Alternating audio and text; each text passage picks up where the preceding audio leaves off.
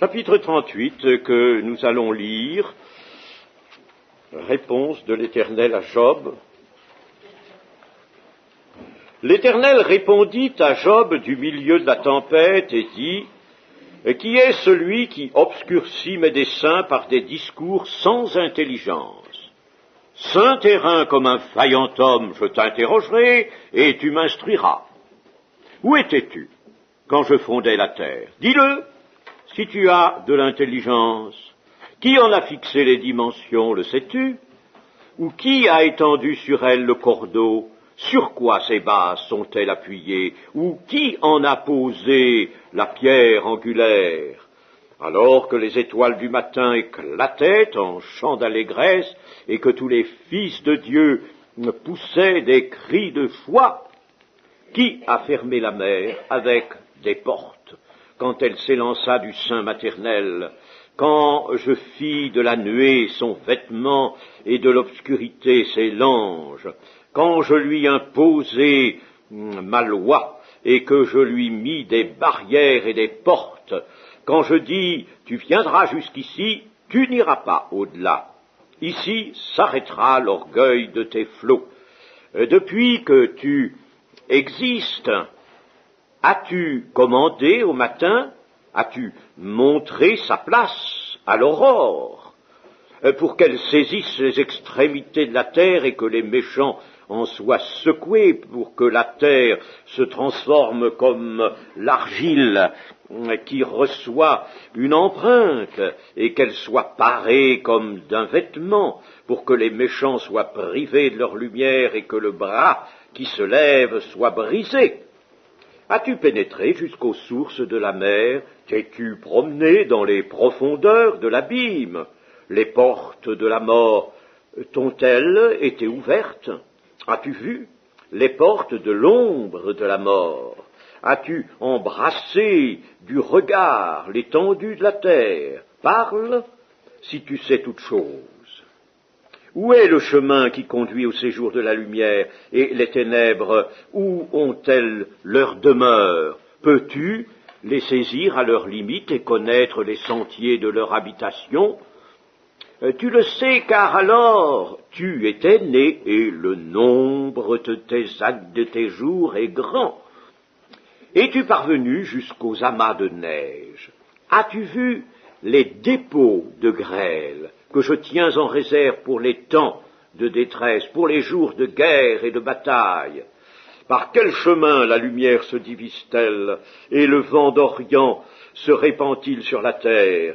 Qui a ouvert un passage à la pluie et tracé la route de l'éclair et du tonnerre, pour que la pluie tombe sur une terre sans habitants, sur un désert où il n'y a point d'homme, pour qu'elle abreuve les lieux solitaires et arides, et qu'elle fasse germer et sortir l'herbe?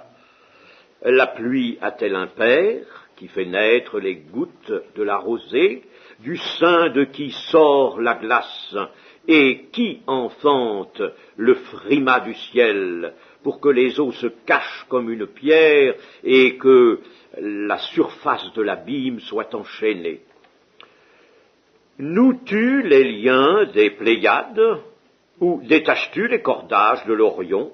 Fais-tu paraître en leur temps les signes du zodiaque, et conduis-tu la grande ours avec ses petits? Connais-tu les lois du ciel? Règles-tu son pouvoir sur la terre? Élèves-tu la voix jusqu'aux nuées pour appeler à toi des torrents d'eau? Lances-tu les éclairs? Partent-ils, te disent-ils, nous voici? Qui a mis la sagesse dans le cœur? Ou qui a donné l'intelligence à l'esprit? Qui peut avec sagesse compter les nuages et verser les outres des cieux pour que la poussière se mette à ruisseler et que les mottes de terre se collent ensemble? Voyons d'abord ce premier chapitre, mais je vous dirai quand même immédiatement quelque chose en manière d'introduction sur les chapitres 38 et 39. Ce que Job a si ardemment souhaité se produit maintenant. Au chapitre 13 et verset 3, mais je veux parler au Tout-Puissant, je veux plaider ma cause devant Dieu. Il avait voulu cela au chapitre 23, verset 3. « Oh, si je savais où le trouver, si je pouvais arriver jusqu'à son trône, je plaiderais ma cause devant lui, je remplirais ma bouche d'arguments, je connaîtrais ce qu'il peut avoir à me répondre, je verrai ce qu'il peut avoir à me dire. » Eh bien, Job va le voir et l'entendre. Et au chapitre 31, verset 35, 31, verset 35, « Oh, qui me fera trouver quelqu'un qui m'écoute? Voilà ma défense toute signée, que le Tout-Puissant me réponde. » Eh bien, le Tout-Puissant a entendu et il répond à Job. Élihu, dans son long discours, a préparé Job, mais n'a pas dit le dernier mot. Le mystère de l'épreuve de Job n'est pas éclairci. Personne n'a encore dévoilé le but de cette épreuve. Dieu seul pourrait le faire. Il pourrait déclarer à Job pourquoi il a soumis à l'épreuve. Toutefois, Dieu ne va pas faire cela. Il va certes reconnaître que, dans un sens, Job est innocent, tout en lui faisant également reconnaître à lui-même son manque d'intelligence, sa prétention en parole, et il va reprocher à ses trois amis leur dureté. Mais cette intervention de Dieu se déroule tout autrement que Job ne l'avait imaginé. Surpris et accablé par les questions que le Seigneur du ciel et de la terre lui adresse, il comprend quelle a été sa présomption et son imprudence, et il s'humilie pleinement, ce à quoi Élihu l'avait préparé. Mais l'Éternel ne va pas dévoiler à Job ce qui s'est passé dans les lieux célestes et que nous, lecteurs, nous savons par le prologue de ce livre. Et Dieu ne va pas lui révéler, lui dire, eh bien voilà, n'est-ce pas, Satan m'a dit telle chose, et c'est ensuite de quoi je lui ai permis de te mettre à l'épreuve. Dieu ne va pas le lui dévoiler. Il ne lui dira pas pourquoi il a laissé l'épreuve le terrasser, ce que d'une manière générale d'ailleurs, Dieu ne révèle pas. Dieu ne révèle pas pourquoi il nous soumet à l'épreuve. Il nous montre une voie, il nous montre ce qu'il veut que nous soyons, il nous brosse un portrait du vrai disciple de Christ, il nous montre ce qu'est l'intelligence, ce qu'est la sagesse, ce qu'est notre destination, mais il ne nous dit pas toujours ce qu'il fait pour que nous nous engagions et marchions dans la voie du salut. Il faut en effet que la pleine confiance en Dieu s'éveille. Et pour que la confiance en Dieu s'éveille, il ne faut pas que Dieu nous donne connaissance de ses secrets à lui. Il faut que nous ayons confiance. Si Dieu nous disait, voilà, j'ai fait telle et telle chose pour tel et tel résultat, eh bien, cela empêcherait la foi, la confiance. Dieu ne révèle pas. Donc, Dieu ne va pas révéler à Job ce que nous avons appris dans le livre, dans le prologue du livre. Dieu, d'autre part, n'a pas à justifier ses voies.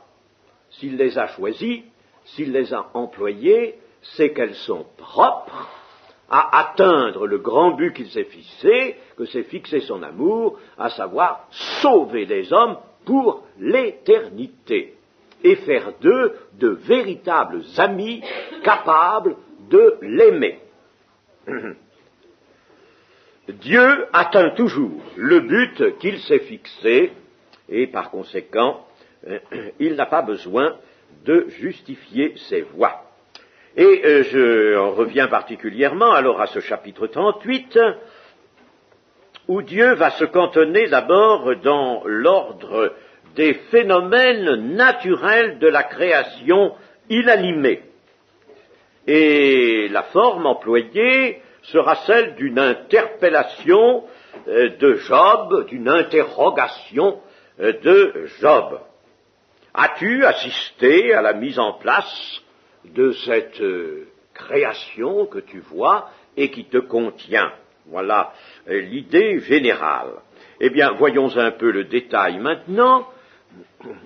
Au verset 4, « Où étais-tu quand je fondais la terre? Dis-le si tu as de l'intelligence. Qui en a fixé les dimensions, le sais-tu? Ou qui a étendu sur elle le cordeau? Sur quoi ses bases ont-elles été appuyées? Ou qui en a posé la pierre angulaire? Alors que les étoiles du matin éclataient en chants d'allégresse et que tous les fils de Dieu poussaient des cris de joie. » Comment la terre a-t-elle été fondée? Comment cette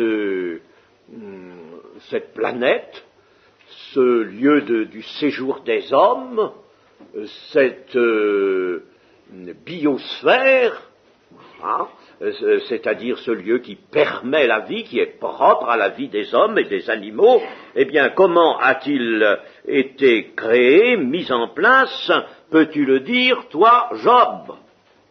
Et qui peut le dire? Vous savez que nos savants ont dit bien des choses, prétendu bien des choses, mais ils se sont en tout lourdement trompés, et il arrive fréquemment que une nouvelle vague de connaissances engloutisse la vague précédente. Des théories nouvelles apparaissent, là on le voit, on l'a vu de tout temps, et même de notre temps, maintenant encore, il y a toujours des connaissances nouvelles qui font disparaître les précédentes. Par conséquent, l'homme cherche, mais l'homme ne peut pas dire comment la terre a été fondée. Elle l'a été par des actes créateurs. Ici, les étoiles du matin, je voudrais vous dire pourquoi il y a ici cela, alors que les étoiles du matin éclataient en chants d'allégresse et que tous les fils de Dieu poussaient des cris de joie. Ce rapprochement entre les étoiles et les fils de Dieu, qui sont les anges, la multitude des anges, les milliards d'anges, eh bien, ce rapprochement dans les textes bibliques a fait dire et a fait penser, je suis moi de ceux-là, que les étoiles étaient des demeures pour les anges. Et pourquoi pas? Et pourquoi pas? N'est-ce pas? Alors là, les étoiles du matin éclataient en chants d'allégresse, de ces étoiles s'échappaient des chants d'allégresse que Dieu pouvait entendre, lui. N'entend-il pas tout, n'est-ce pas? Il pouvait entendre ces chants d'allégresse, et que tous les fils poussaient des cris de joie, donc les fils de Dieu qui étaient dans ces diverses et multiples habitations. Il y a certainement des planètes, la Terre ne peut pas être le seul séjour de la vie. Ceux qui aujourd'hui s'interrogent beaucoup sur le point de savoir si ce monde est habité, eh bien la réponse est certainement affirmative. C'est pas un monde vide. Seulement, les habitants de ce monde sont les anges, et ces anges, les hommes ne les découvriront jamais. Ils pourront les voir se manifester plus tard, mais ils ne les trouveront pas, ils n'entreront pas en correspondance avec eux, sinon avec les anges déchus, les démons sans doute. D'ailleurs, l'entrée en correspondance avec les démons est déjà largement entreprise. La suite des descriptions des chapitres 38 à 41 n'est pas reproduite sur cet enregistrement et nous passons directement aux réflexions sur ces chapitres et au chapitre final 42. Ainsi, Job est replacé dans l'attitude qui seule convient à l'homme vis-à-vis de Dieu. Et Dieu, en somme, lui propose peut-être de reconsidérer le monde s'il trouve qu'il peut le faire, ou de le gouverner à sa place.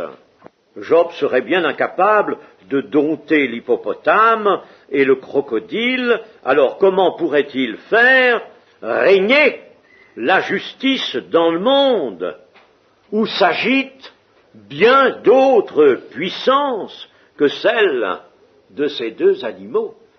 Et ce que nous pouvons encore dire, c'est que tout plaidoyer contre la justice de Dieu est faux. Tout plaidoyer qui, naturellement, contre la justice de Dieu, tendrait à donner un certain avantage à l'homme. Tout plaidoyer de ce genre est absolument faux.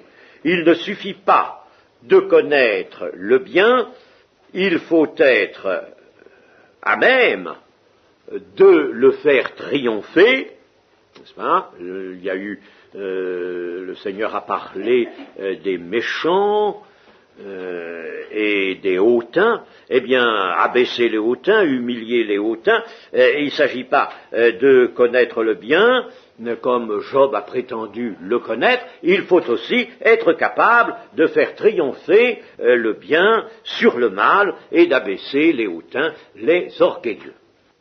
Enfin, dernière réflexion, nous pourrons dire ceci, c'est que de l'ensemble de cette réponse de l'Éternel à Job, nous pouvons retirer la pensée que Dieu est peut-être beaucoup plus réaliste, et certainement beaucoup plus réaliste que nous ne le sommes, nous, généralement, dans notre manie de vouloir spiritualiser bien des choses à tort. Et vous savez qu'on a spiritualisé dans l'Église, je dis dans tous les temps de l'Église, on a spiritualisé d'une façon outrancière et stupide, hein, et on a abandonné souvent la pratique, les vues sur la création de Dieu et le rapport qu'il doit y avoir entre le sens spirituel de l'homme, entre la piété de l'homme et puis l'existence courante. La piété doit se traduire dans l'existence courante. Nous pouvons dire que Dieu, lui, nous ramène ici à considérer les choses de la création. Il nous ramène à considérer ces choses, elles comportent pour nous des leçons d'ordre pratique. Dieu, en somme, ne nous parle pas, lui, une théologie élevée. Je crois que nous connaissons mal notre Dieu. Nous imaginons qu'il faut que nous efforcions de concevoir des pensées extrêmement élevées, raffinées, n'est-ce pas, qui se dégagent le plus possible de la matière et de tout pour parler à Dieu. Eh bien, ce n'est pas ça. Nous apprenons ici une leçon, et le Seigneur Jésus lui-même n'a pas craint de nous parler des choses de la nature, et beaucoup de ces paraboles, d'ailleurs, empruntent leurs images à la nature. Jésus a été un observateur de la nature. Alors, il y a là à repenser notre attitude vis-à-vis de Dieu. Elle doit être, bien sûr, infiniment spirituelle, et elle sera spirituelle comment?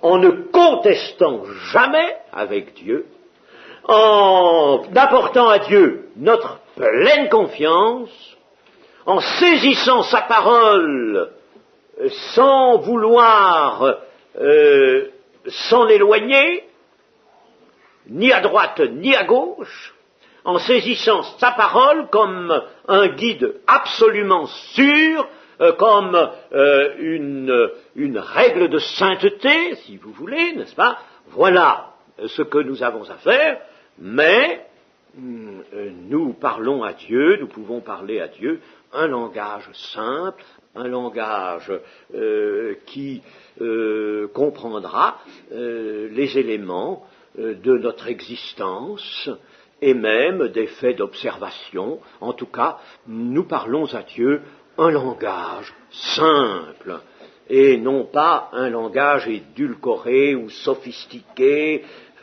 alambiqué ou spiritualisé à l'excès, que Dieu ne peut pas écouter parce que c'est artificiel et ça ne signifie rien. Chapitre 42, que nous ferons suivre de quelques réflexions d'ensemble sur le livre de Job. D'abord les versets 1 à 6. Maintenant, Job avoue avoir parlé sans comprendre, donc avec prétention, et il avoue aussi être coupable et se condamner. Il est coupable et il se condamne. Il avait déjà avoué son incapacité et son ignorance, chapitre 39, verset 37, « Voici, je suis trop peu de choses, que te répliquerai-je, je mets la main sur ma bouche. » Il avait avoué déjà à l'Éternel, par conséquent, son ignorance. Et maintenant, il avoue sa prétention et sa culpabilité. C'est dans notre verset 3, ici, c'est Job qui cite ce qu'il a déjà entendu de l'Éternel. Quel est celui qui a la folie d'obscurcir mes desseins? Notre Bible, nos versions ont mis cette phrase, cette interrogation entre tirets, ce qui supposerait que c'est l'Éternel qui reprend la parole, mais ce ne va pas du tout. Job répondit à l'Éternel et dit, il dit tout le reste, il dit les versets 2 à 6 inclus, et c'est lui qui rappelle ça, et qui dit, oui, j'ai parlé. C'était un reproche qui l'avait particulièrement touché, atteint, et il y répond, il reconnaît qu'en effet, il a obscurci la sagesse de Dieu. On peut très bien traduire ici, au lieu de dessein, la sagesse de Dieu, ce qui est préférable. Il a obscurci les desseins, enfin ça peut aller, mais c'est surtout la sagesse de Dieu. Faute d'une compréhension, et même il reconnaît qu'il ne pouvait pas concevoir ce dont il a parlé présomptueusement.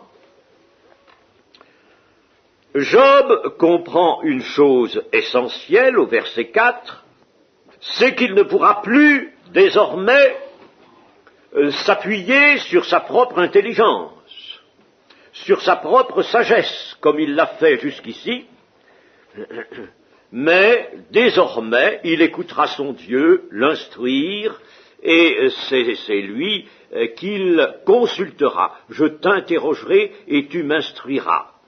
Écoute-moi et je parlerai, je t'interrogerai, tu m'instruiras. Donc, il reconnaît que tout ce qu'il a dit procédait de l'intelligence de l'homme et était en dehors de toute véritable conception. Voilà, n'est-ce pas, une transformation importante. Il maintenant a acquis cette certitude, c'est que de l'homme ne sort pas la vérité, il faut l'entendre de Dieu et la recevoir de Dieu. Au verset 5, mon oreille avait entendu parler de toi, mais maintenant mon œil t'a vu.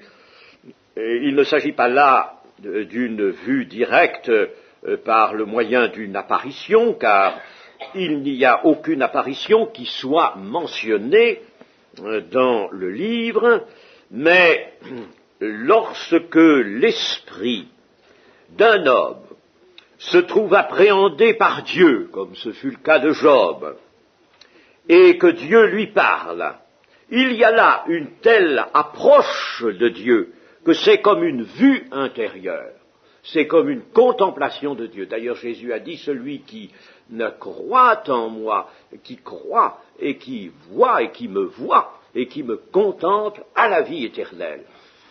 Il faut donc, n'est-ce pas, il y a donc une approche de Dieu, c'est bien ce que nous dit Jacques, n'est-ce pas, approchez-vous de Dieu, c'est là qu'il y a un contact avec Dieu, et c'est comme une vue intérieure, portez vos regards sur Jésus, le chef et le consommateur de la foi, il y a une vue de l'esprit qu'il faut savoir mettre en action, utiliser, et qui est préférable même à cette vue du corps. Ce n'est pas la vue des yeux du corps, le regard du corps, ce n'est pas lui qui nous permet de voir l'invisible, mais nous pouvons voir les choses invisibles et notamment nous approcher de Dieu. Nous sommes toujours conviés à nous approcher de Dieu. C'est une approche de Dieu que Job a eue et qui lui fait dire cela: maintenant mon œil t'a vu. C'est l'accès à une connaissance intime de Dieu qui manquait, qui faisait défaut à Job. Et puis nous lirons du verset 7 à la fin. L'Éternel parle à Éliphaz de Théman et à ses deux amis: vous n'avez pas, ma colère s'est enflammée contre toi et contre tes deux amis parce que vous n'avez pas parlé de moi avec droiture comme l'a fait mon serviteur Job. Ce mot de droiture nous dérange un peu. Il rend difficile la compréhension du texte, parce que Job n'a pas parlé, si l'on veut bien, avec droiture, puisqu'il s'est fourvoyé, puisqu'il a contesté la justice de Dieu. Alors, qu'est-ce que cela veut dire? Eh bien, d'autres traductions, à la place du mot droiture, mettent le mot vérité. Et je crois que c'est ce mot qu'il est préférable de retenir. Vous n'avez pas parlé de moi selon la vérité. C'est bien mieux. C'est bien mieux. En réalité, Job avait manqué de droiture aussi. Et cela lui a été reproché. Quel est celui qui a la folie d'obscurcir mes desseins?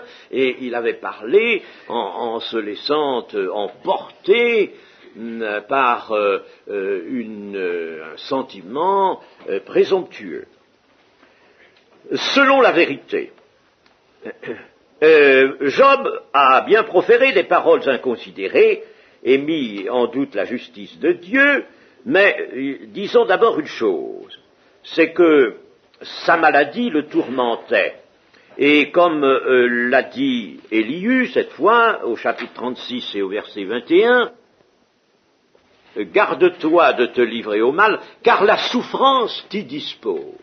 La souffrance te dispose au mal, c'est-à-dire, en somme, à dire des choses inconsidérées. La souffrance te dispose à ça. Il y avait donc cela dont l'Éternel, bien sûr, tient compte.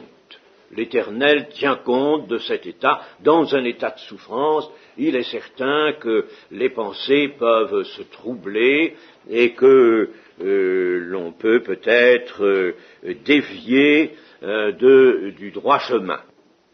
Mais il avait été, Job, dans le vrai, en repoussant les paroles de ses trois amis, en voyant en eux des intercesseurs fâcheux et en contestant leur simplification arbitraire du problème de la justice de Dieu, vue comme justice qui ne sait que châtier. Voilà, c'est ce que disaient les amis, n'est-ce pas? Ils n'avaient que cette vue étroite, et ils se faisaient dur avec cette vue-là. Ils pesaient encore davantage sur Job, déjà assez éprouvé. Leur manque d'amour réel pour Job ne leur laissait aucun moyen de manier la vérité. Ils n'ont pas parlé selon la vérité parce qu'ils n'étaient pas animés par l'amour. Chers amis, ça, nous devrions le savoir. Je ne sais pas comment faire pour le faire entrer dans vos cœurs, dans vos âmes, et que vous ne le perdiez plus. Si l'on ne parle pas avec amour, on ne parle pas selon la vérité. Et bien des passages de la Bible nous le disent, il faut que nous comprenions cela. La Bible n'est pas un code que l'on consulte, quel est le verset, le chapitre, le livre qui me dit ceci ou cela. Il faut apprendre de la Bible des choses qui sont fondamentales. On ne peut pas parler selon la vérité, même si on cite des versets, si l'on n'a pas l'amour. C'est le cas du diable, qui a parlé avec des versets bibliques et qui ne parlait pas selon la vérité. Alors, chers amis, retenez cela, et retenez surtout vos paroles. Retenez vos paroles. Quand vous serez tenté de parler, non sous l'impulsion de l'amour, non dirigé par l'amour, non le cœur rempli d'amour, mais de parler comme cela à votre gré, selon l'homme, vous ne proférerez pas des paroles de vérité. Alors attention, et vous ferez du mal, vous exciterez, vous ferez comme les amis de Job lui ont fait. Et Job est appelé mon serviteur. Mon serviteur, d'abord en raison de ses antécédents, il était intègre et droit, il craignait Dieu, il servait Dieu par une rigueur de conduite, puis par l'expérience douloureuse par laquelle il vient de passer et par le résultat de cette expérience. Il est donc vraiment le serviteur de Dieu. Et attention, il y a dans l'Ancien Testament des hommes qui sont serviteurs de Dieu, appelés ainsi par l'Éternel, et qui ne sont pas du peuple d'Israël. Job est un arabe. Bien sûr, il a une descendance sémitique, mais il est un arabe. Il y aura Cyrus aussi, qui sera un Mède, et qui sera appelé lui aussi le serviteur, nous le verrons dans un instant. Nous avons lu que Dieu demande aux trois amis d'offrir un holocauste d'une grande importance, puisqu'il va y avoir 14 victimes à offrir, à immoler, et cette importance signale celle de l'égarement de ses amis. Tout dogmaticien qu'il se faisait, leur égarement était une véritable folie. Et pourtant, nous l'avons signalé au cours de l'étude, ils prononçaient bien des choses qui, intrinsèquement, étaient de la vérité, étaient détachées de la vérité, de l'expression de la vérité. Il y a des choses même dont on peut se servir dans leur discours. Mais ils ont pourtant cédé à une véritable folie. Ils se faisaient dogmaticiens, comme il arrive, hélas, que certaines personnes se font. Elles vous séduisent même avec la Bible et avec leur art de vous présenter les versets. Ah, mes amis, on se laisse emporter, on se laisse séduire par des hommes. Chers amis, mais armez-vous, soyez armés contre de telles choses. Soyons armés. Et comment être armés? Eh bien, en aimant le Seigneur l'Éternel, en étant attachés à lui et à ses paroles, mais à ses paroles lorsque elles nous sont éclairées par le Saint-Esprit, et non comme venant de gens plus ou moins prétentieux, se faisant de docteurs. Nous en trouvons dans les épîtres de Paul, de ces faux docteurs, de ces docteurs judaïsants. Nous en avons vu dans les Galates, qui ont détourné, troublé le peuple de Dieu, et l'ont détourné de sa voie. Alors, mes amis, allons-nous nous aussi être emportés à tout vent de doctrine? Ah, il faut absolument un affermissement du peuple de Dieu. Et quand Job aura prié pour ses amis, eh bien, ceux-ci obtiendront, après leur holocauste, le pardon de Dieu. Mais notez une chose, c'est que quand Job prie pour ses amis, comme Dieu l'a demandé, eh bien, il n'est pas encore guéri, et il est toujours ce malheureux malade avec ces ulcères qui remplissent son corps, il a toujours cet aspect repoussant, il est encore celui-là. Et c'est encore ce Job accablé, humilié par cette affreuse maladie qui va élever sa prière vers l'Éternel comme l'Éternel le lui demande. Et aussitôt après sa prière, il sera immédiatement guéri. Il sera guéri aussitôt après sa prière, parce qu'il aura ajouté à la confiance apportée à Dieu, à la foi par conséquent. Nous avons déjà dit que dans le temps actuel de l'Église, la foi devait apporter à Dieu une totale confiance. Si notre foi n'apporte pas confiance à Dieu, elle n'est pas une foi valable. Il faut par conséquent cette confiance. Il aura donc ajouté à la confiance à Dieu l'humiliation, et c'est encore dans l'humiliation qu'il va prier. Il aura aussi ajouté la repentance, et maintenant, par sa prière, il ajoute l'amour du prochain. Ce qui est d'ailleurs, dans notre texte ici, quand Job eut prié pour son ami.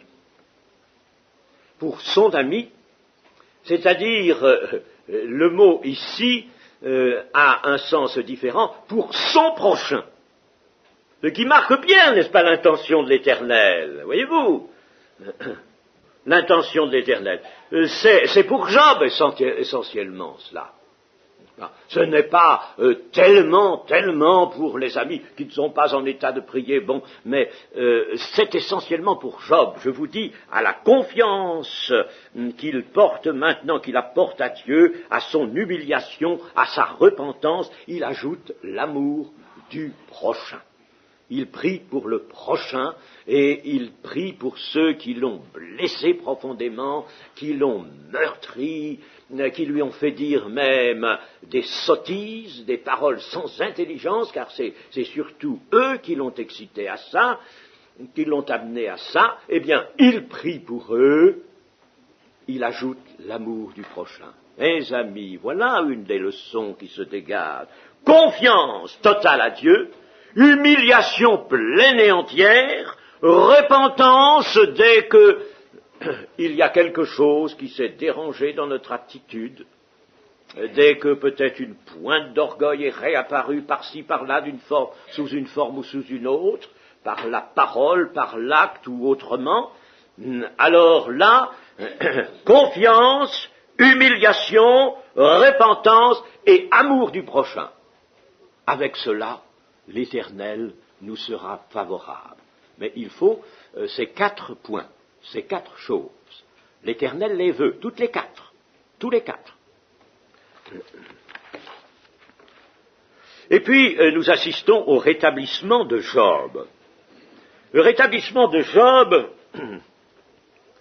nous montre son rétablissement dans sa prospérité ancienne. Alors d'aucuns ont dit, eh bien, c'est curieux, Job retrouve sa prospérité matérielle, familiale, sociale, enfin, toute sa prospérité, même au double.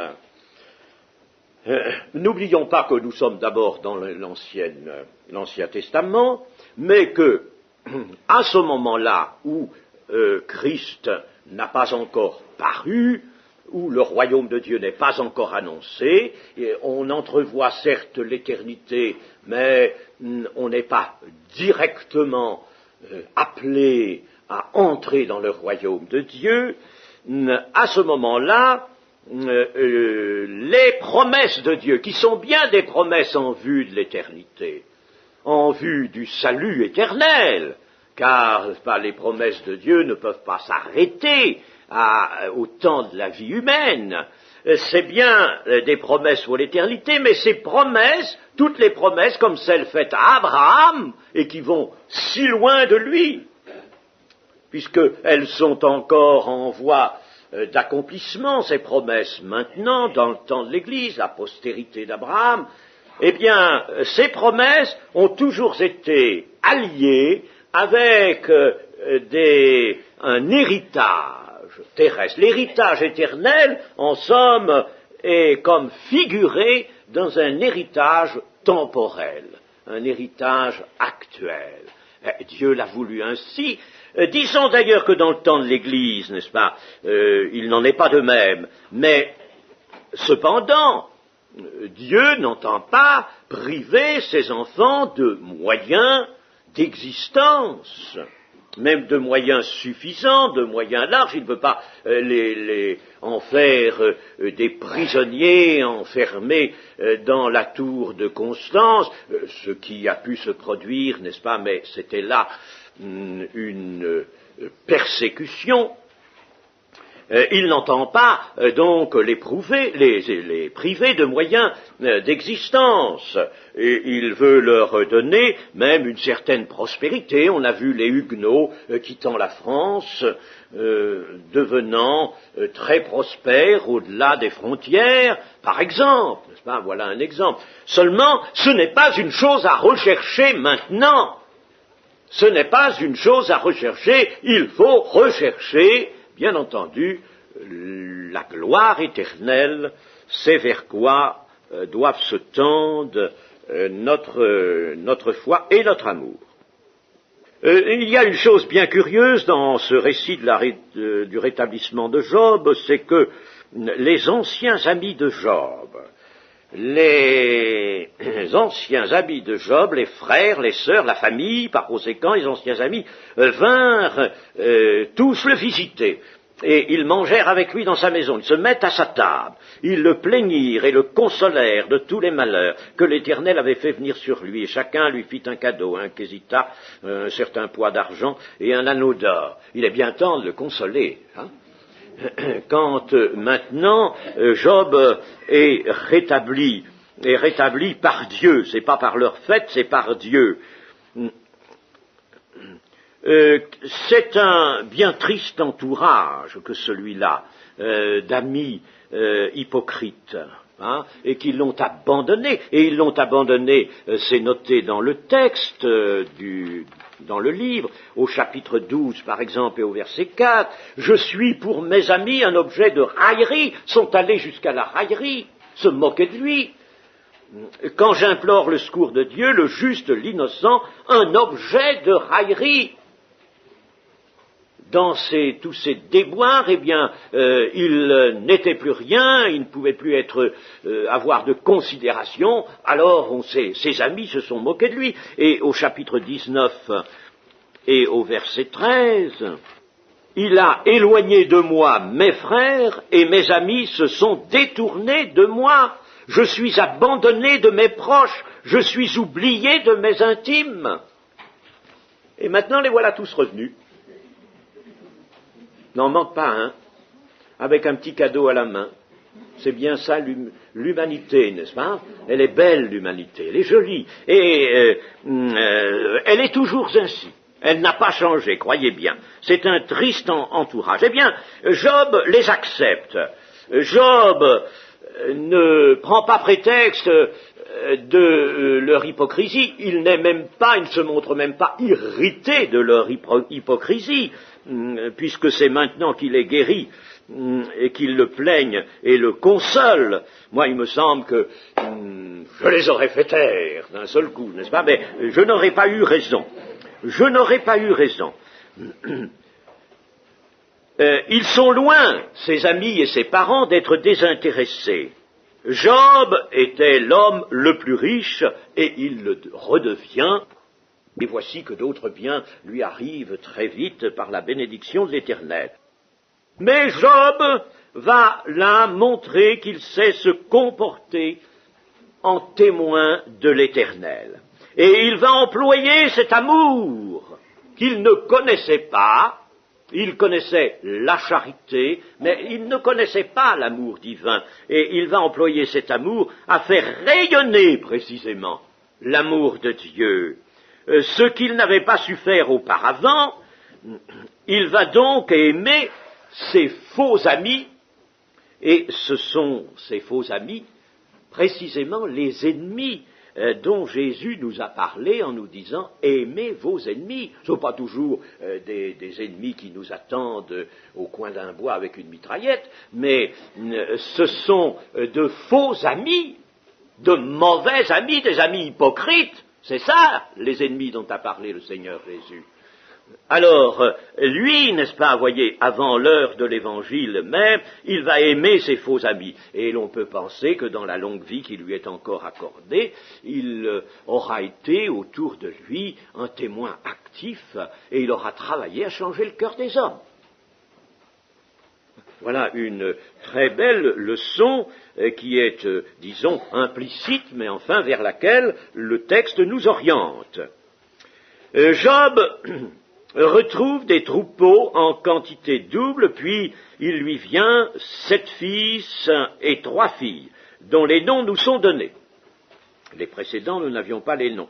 Cette fois-ci, il y a les noms que Job donne à ses filles. Alors, ces 3 filles, la première s'appelle Gémina, ce qui veut signifier, pense-t-on, colombe. La seconde est nommée Ketsia, qui, on le pense, est un nom tiré du cassia, écorce odoriférante, c'est le nom en tout cas d'un parfum. Il lui donne le nom d'un parfum. Et puis l'autre, Keren Apuk, cela veut dire littéralement corne ou fiole contenant une matière parfumée, contenant par exemple un cosmétique qui était toujours une matière parfumée, ou un fard, ou un parfum, n'est-ce pas, une fiole de parfum. Et cela peut très bien nous rappeler le vase d'albâtre de Marie de Béthanie, et le parfum de nard qui s'en dégagea et qui fut si agréable au Seigneur. Cela aussi nous parle du Cantique des Cantiques, où nous voyons là aussi un parfum de nard dans l'entourage du roi.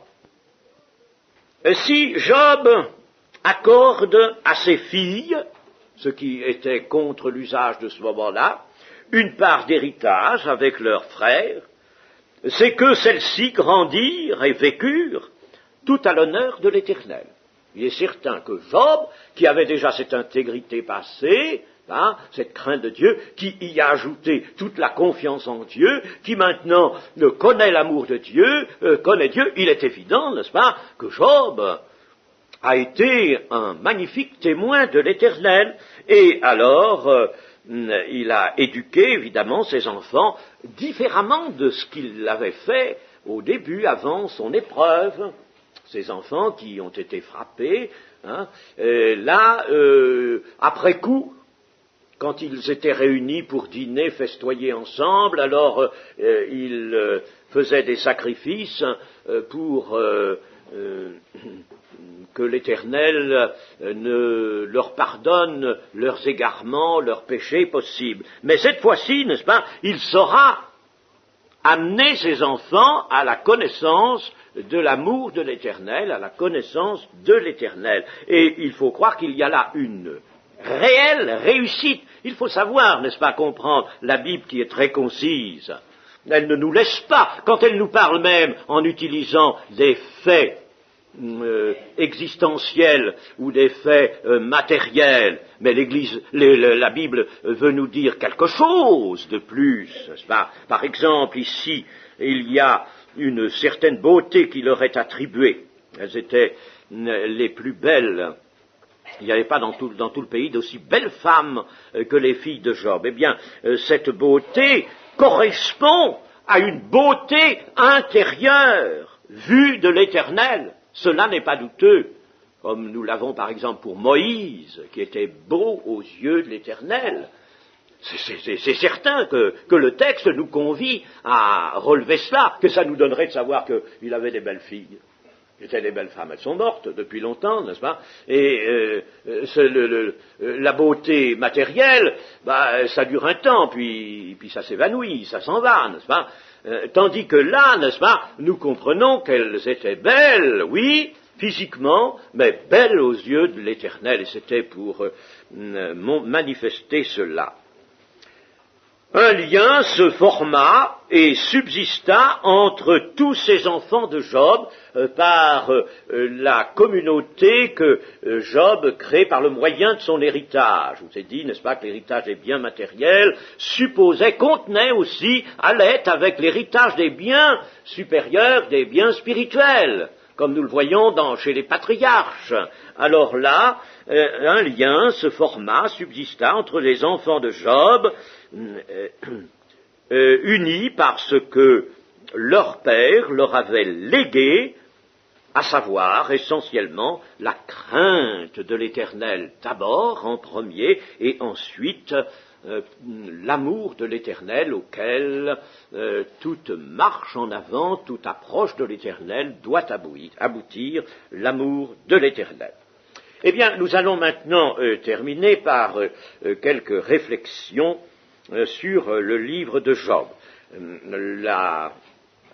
Ce qu'il convenait de retirer du livre de Job, nous en avons déjà dit certaines choses, pas mal de choses, enfin l'essentiel. Il y a naturellement beaucoup à obtenir d'un livre. Il faut que chacun le médite avec un esprit de recherche, d'humilité, d'ouverture, et on peut toujours en tirer d'autres richesses que celles que je me suis efforcé de mettre en lumière.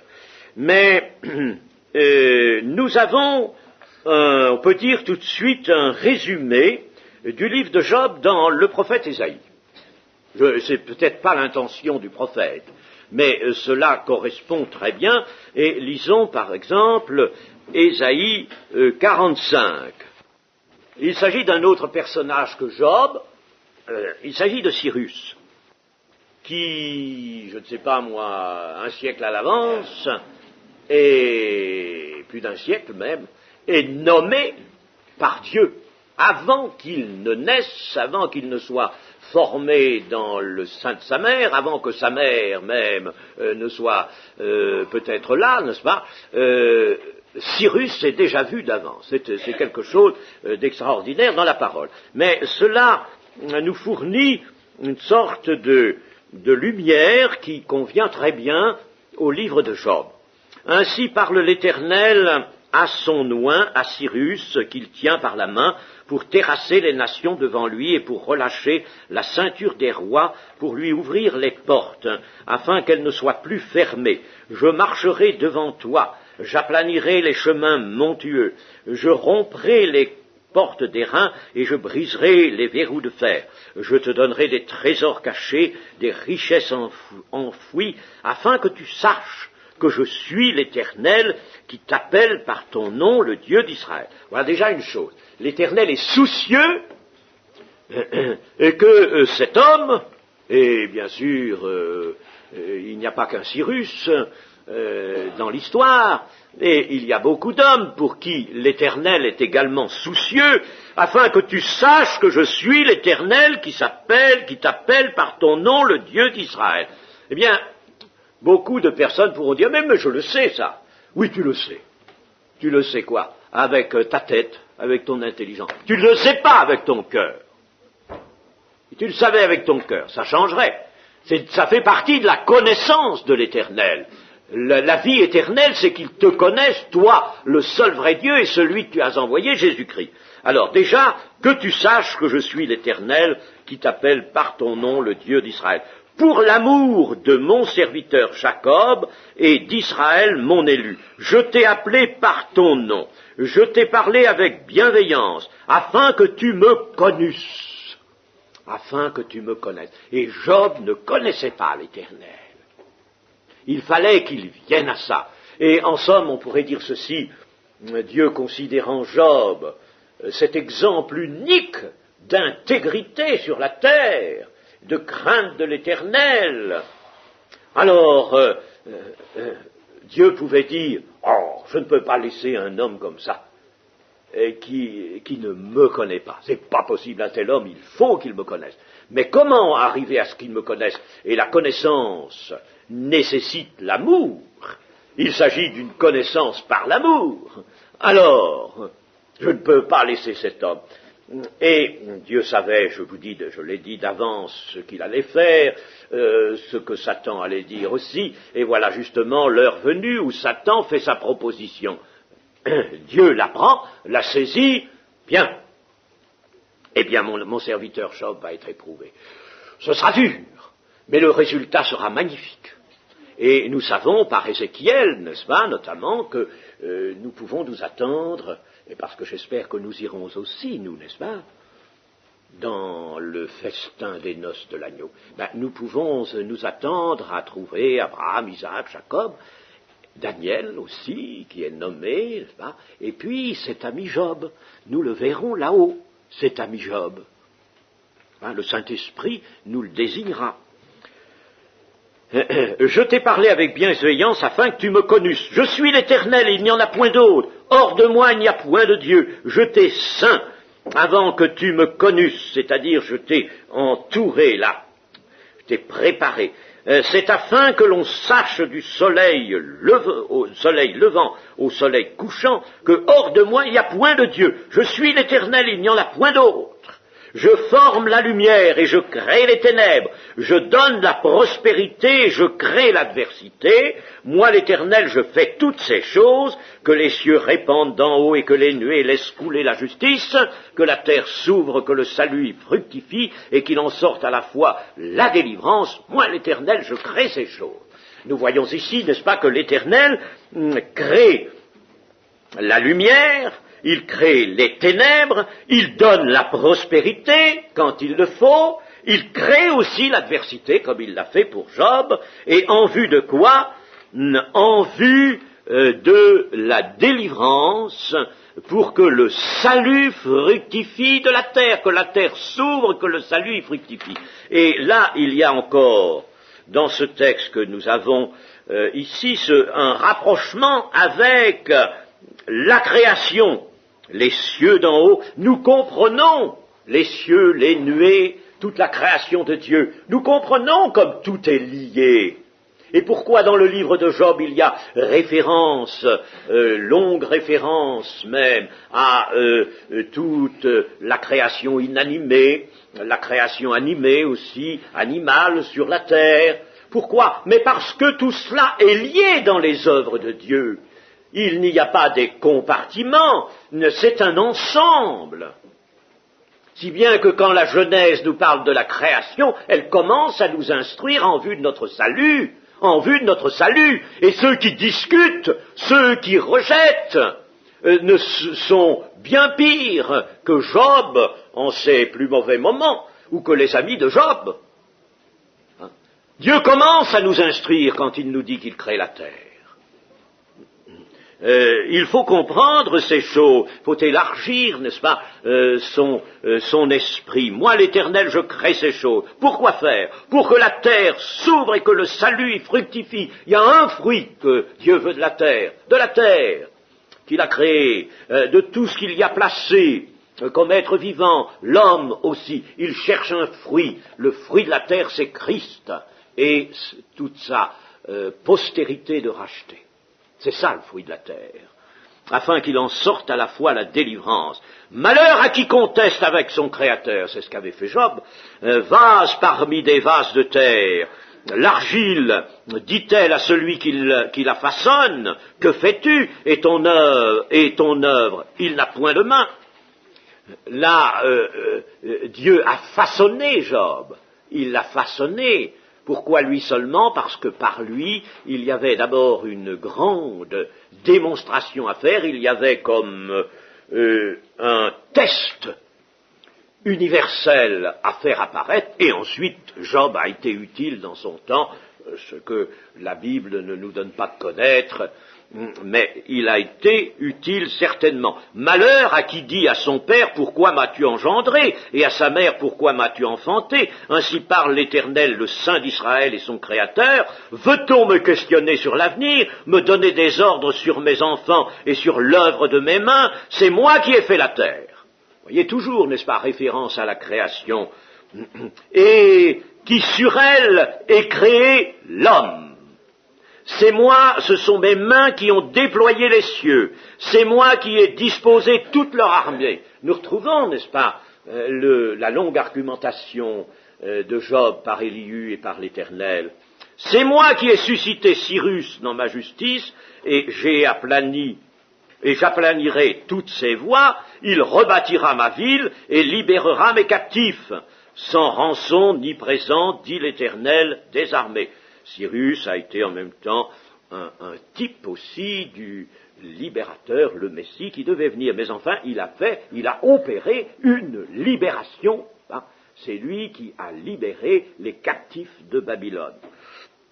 Ainsi parle l'Éternel, les gains de l'Égypte et les profits de l'Éthiopie et ceux des Sabéens à la taille élevée passeront chez toi et seront à toi. Bon, je m'arrête là. Vous voyez qu'il y a là, n'est-ce pas, un rapprochement très utile à faire.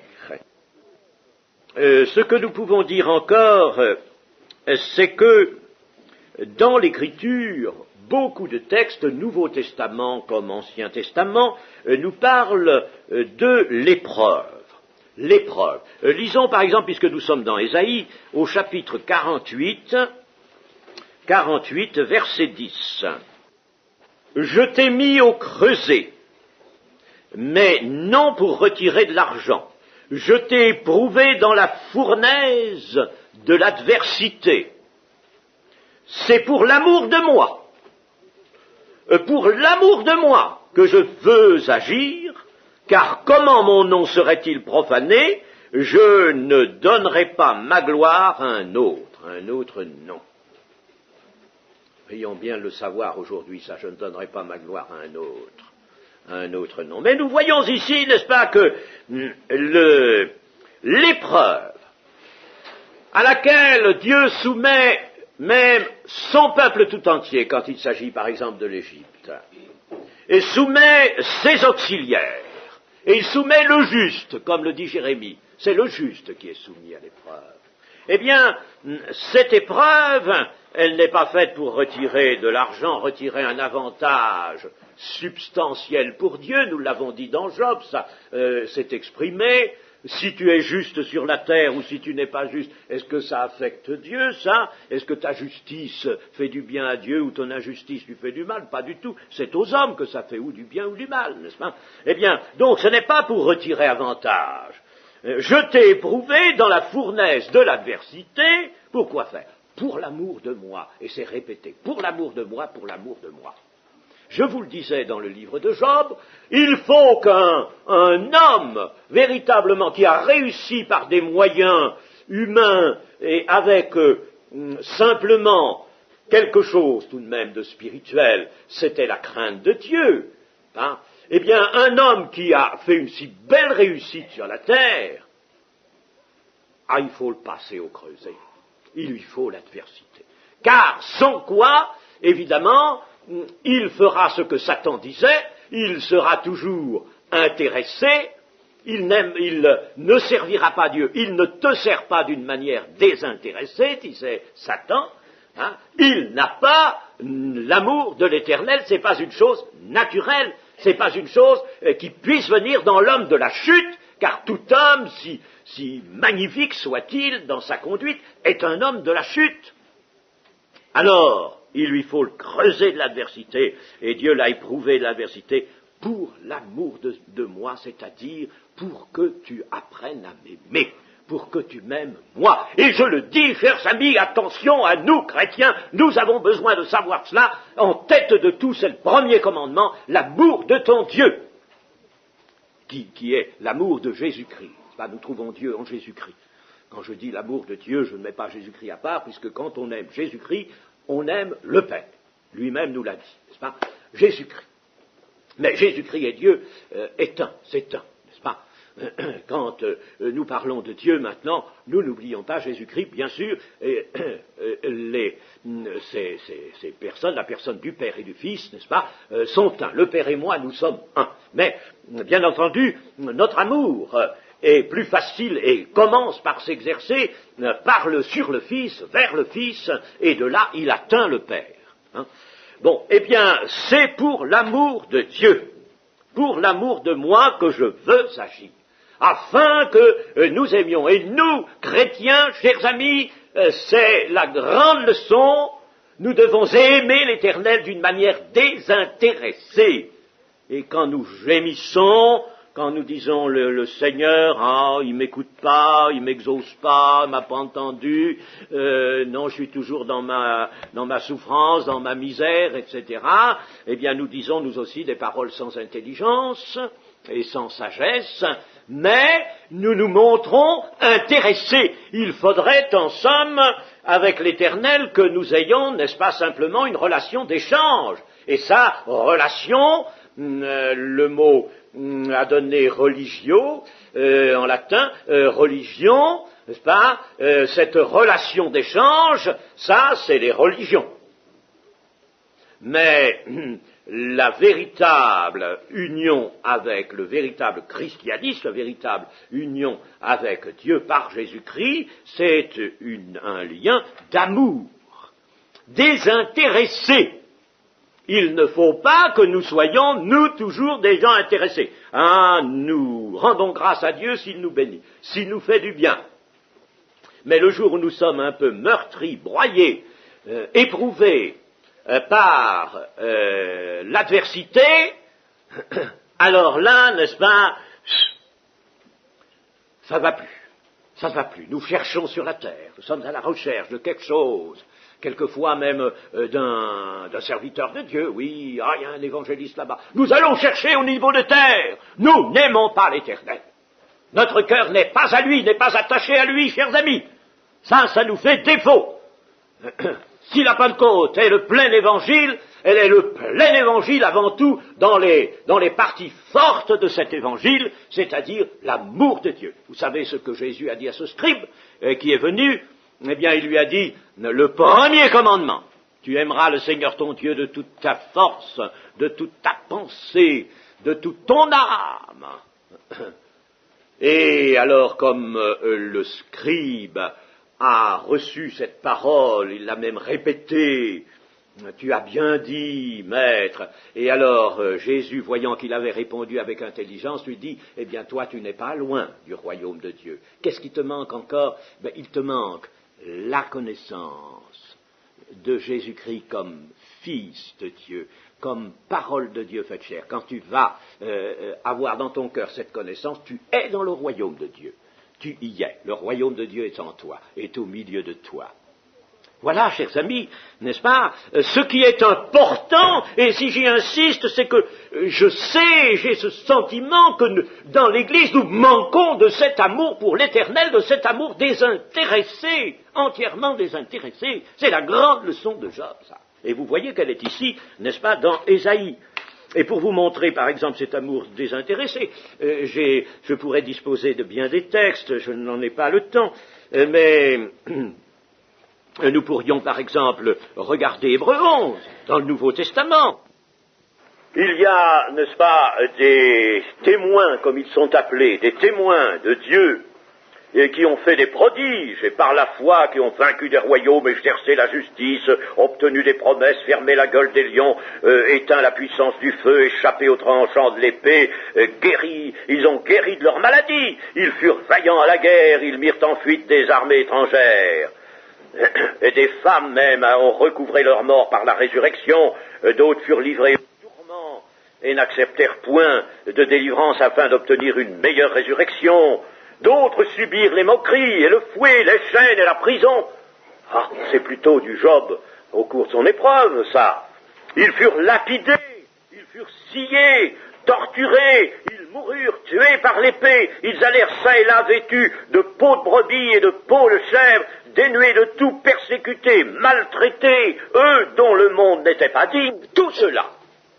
Aussi bien ceux qui ont fait des choses éclatantes et qui ont été guéris et qui ont retrouvé leurs enfants par résurrection, eh bien tout cela que ceux qui ont été véritablement criblés dans l'épreuve, eh bien tout cela, à la fois desquels il a été rendu témoignage, n'ont pas obtenu ce qui leur était promis, Dieu ayant en vue quelque chose de meilleur pour nous, afin qu'ils ne parvinssent pas sans nous à la perfection.